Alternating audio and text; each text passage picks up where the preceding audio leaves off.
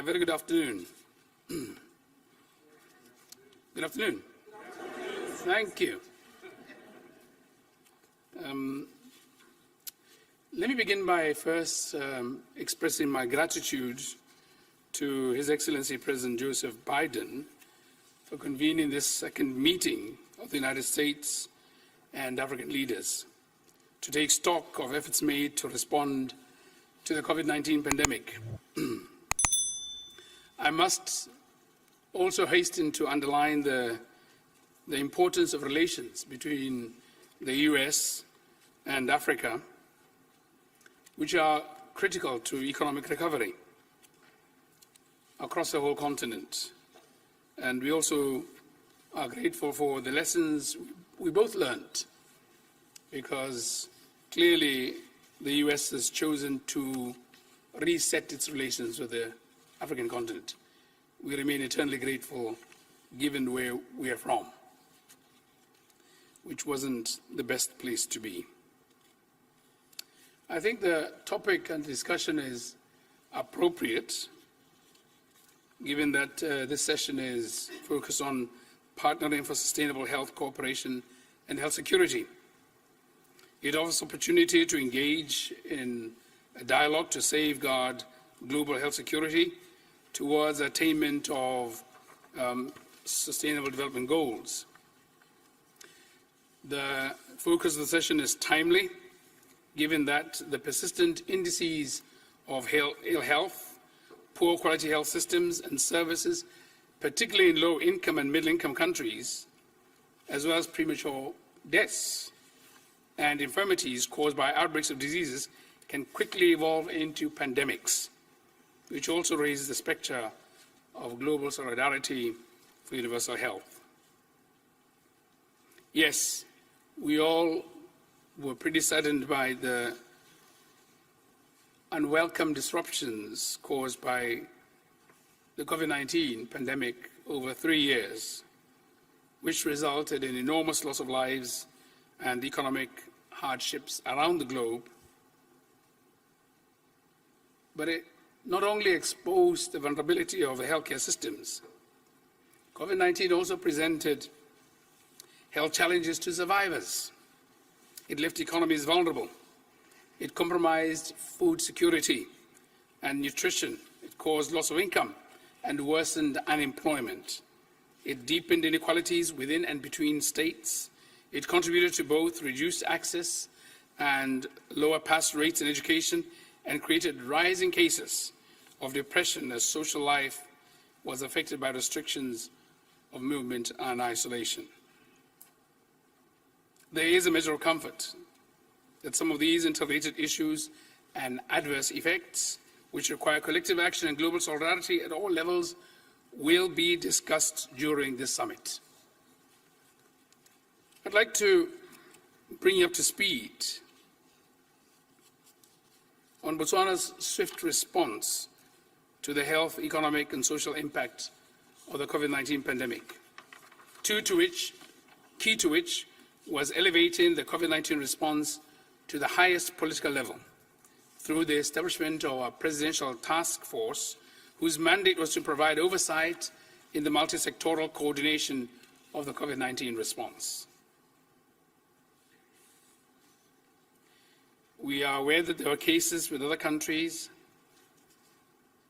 As was the case in other countries, Botswana declared a state of emergency and movement restrictions very early on. We also undertook public health prevention measures, such as the wearing of masks, the sanitization or washing of hands, social distancing, and the Ministry of Health, the professionals, provided the full guidance for that. I might add that, with no pun intended, Botswana is the longest continuous democracy in Africa, multi-party democracy in Africa. But we deliberately, because of the limitations of our statutes, could only limit the rights of persons through the declaration of a state of emergency, which end up being the longest state of emergency we've ever had over 18 months. Now, to counter the impact, the economic impact of COVID-19, such as a shortage of food supplies and basic commodities, we had to also intervene to avert the impacts of job losses. And in doing that, government undertook or introduced a COVID-19 relief fund in April 2020, which had an initial capitalization of 2 billion pula. That's approximately, what, 75 million US dollars, which covered wage subsidies, waivers, loan guarantees, and payment deferrals. Government recognized very early on that the poorest and the most vulnerable groups in Botswana, including the elderly, people with disabilities, people living with chronic illnesses, and those living in remote and rural areas, among others, were most at risk of being impacted by the COVID-19 pandemic. And as such, Botswana implemented a substantial COVID-19 food relief program in order to provide the necessary assistance to those in need. I must emphasize that specific to the medical response to the pandemic, Botswana, with the support of both local and international partners, implemented a robust COVID-19 vaccination strategy which prioritized those most at risk. As a result, vaccination uptake in Botswana currently stands at 81% of the general population who have received at least one dose of the vaccine, and 70% having received their primary series, which is a key milestone that we reached in our response.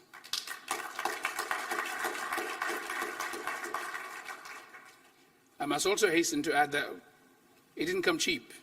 We literally emptied our bank accounts to buy, pay for in advance, and painfully, the vaccines didn't come on time. They came late, for 2 minutes too late. And that's when we resolved to reset. And it's one of the major reasons why I am here, and I bet President Museveni is here. We have resolved that we never want to be caught in that space again.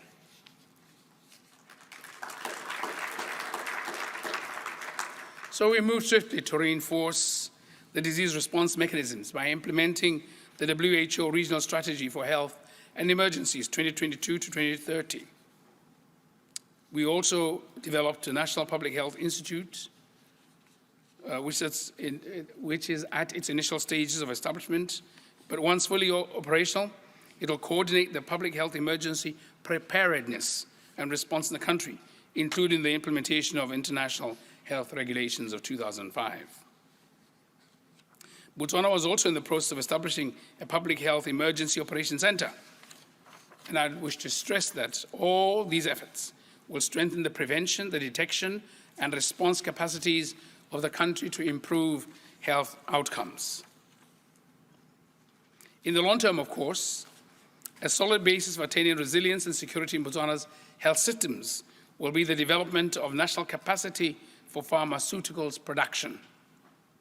Botswana's desire and intention to become one of the nations that manufacture vaccines, like Uganda, medicines and other healthcare products, and test kits to advance the quality of our healthcare systems and therapeutics is advanced. And I'm happy to inform that we've partnered with NantWorks out of California, and the first series of COVID-19 vaccines is being developed, currently produced out of India. We're preparing our clean rooms, and we're training our persons to be able to produce those and other tropical diseases that have been neglected for too long in Botswana for our own use, but also for the use by the world. And America, we won't forget you too. I want to note the achievements of the Access to COVID Tools Act, or ACT, Accelerator, and the African Union's AVAT vaccine platform. Botswana participated in the COVAX pooled procurement mechanism as a self-financing country, as well as in the African Union AVAT vaccine platform, and received donations later through bilateral partnerships including from the United States of America, which we greatly appreciate. There are a number of COVID-19 vaccines. Whereas there are a number of COVID-19 vaccines which were successfully developed in record time, the main challenge was, as I said earlier, the timely and equitable access to vaccines by all countries. Added that this disparity also applied to personal protective equipment, to oxygen, diagnostics, and effective and affordable therapeutics and medications. I'm pleased to inform you that in the region of Southern Africa, we actually now have an oversupply of oxygen. And our innovators in our various tertiary institutions have done remarkable work in generating and developing new responses to appliances we didn't have before. I'd want to ask that we establish and we strengthen local production, particularly in the African continent, and we seek your support and partnership, your friendship, your solidarity, and comradeship.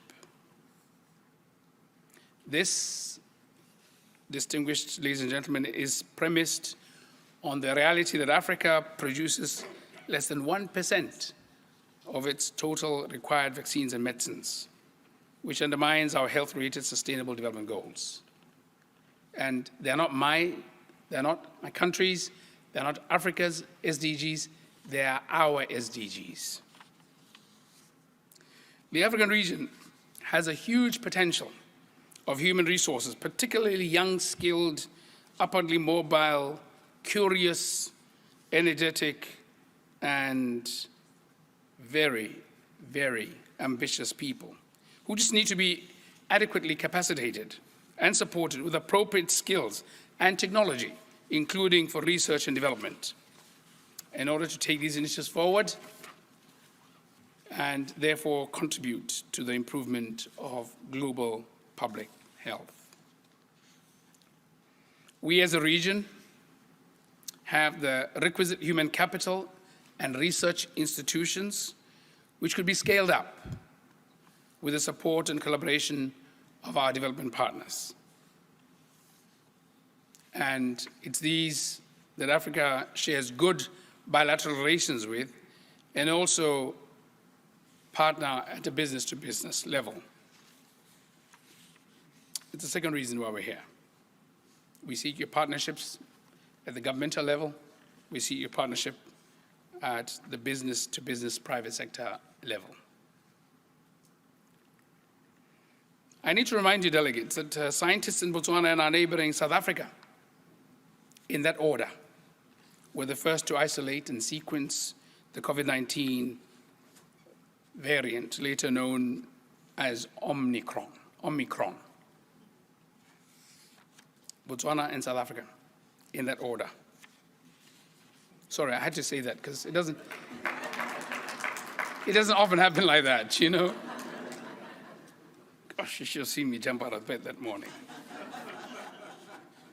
Yeah, we have a stellar scientist called Dr. Moyo, who gladly was trained through our Harvard partnership. And so we have taken a step forward from the lessons we learned from work that we did together so well and successfully in the sphere of HIV and AIDS. And we're moving forward with that. We also want to emphasize that financing and sharing of intellectual property and the know-how is equally important. This in line with the decision reached at the WTO regarding the intellectual property waiver as required. I am satisfied that building manufacturing industries for vaccines and other medical countermeasures is prioritized as one of the areas for cooperation between Africa and the United States. And as a point of illustration, many point out how particularly important it is for the United States because it's advanced so much in the pharmaceutical industry that we partner with yourselves. My government, as I said, has partnered with Dr. Patrick Sonshu out of California and his company NantWorks, and he's established a company in Botswana which was launched in March of this year called Nant Botswana. We will produce COVID-19 vaccines, but also produce cancer treatment drugs and next-generation cell-based immunotherapy, among others. You know, the growing of T cells and all that. I'm trying to sound as impressive as President Museveni too, because I've been briefed on all this. Let me share with you also that we believe deeply in partnerships at all levels, from the community to the international level. We want to employ a whole of government and a whole society approach, which are crucial approaches and central to achieving our common goal, an agenda for global health security, as each pandemic knows no borders. You can't even build a wall for this one.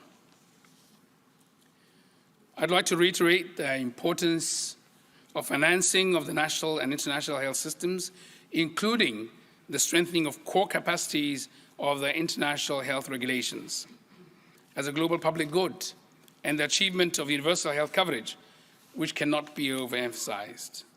I'd like to take note of the importance of building human resources for health as key and central. So whatever partnership we come up with, it is important that we build the requisite human capital for the long haul. Botswana is following with great interest the development of the recently launched Financial Intermediary Fund. And we thank the United States for its leadership in setting up this fund. It will provide, indeed, the critical investments to strengthen public preparedness, pandemic public preparedness and response capacities at national, regional, and global levels, with a focus on low and middle-income countries.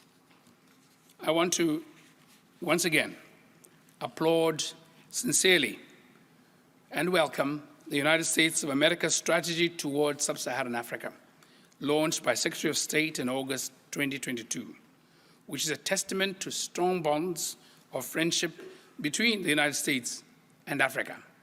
And I read it personally. It's most gratifying and refreshing. The priorities of this strategy are in line with Botswana's immediate and long-term economic recovery and growth. I want to commend the initiative by the G7 for a funding goal of $600 billion to rival China's Belt and Road Initiative. It's really refreshing to come from America because your biggest beliefs in competition, and we love competition. In conclusion, I want to reiterate Botswana's commitment to the implementation of this strategy and support the resourcing of the established structures, institutions, and programs for its implementation, including through partnerships, both within the region and with the United States of American government, civil society, academia, and the private sector.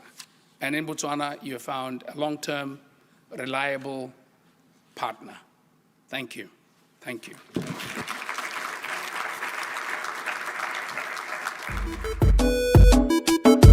I'm a king, yes, I'm a king, I'm a king,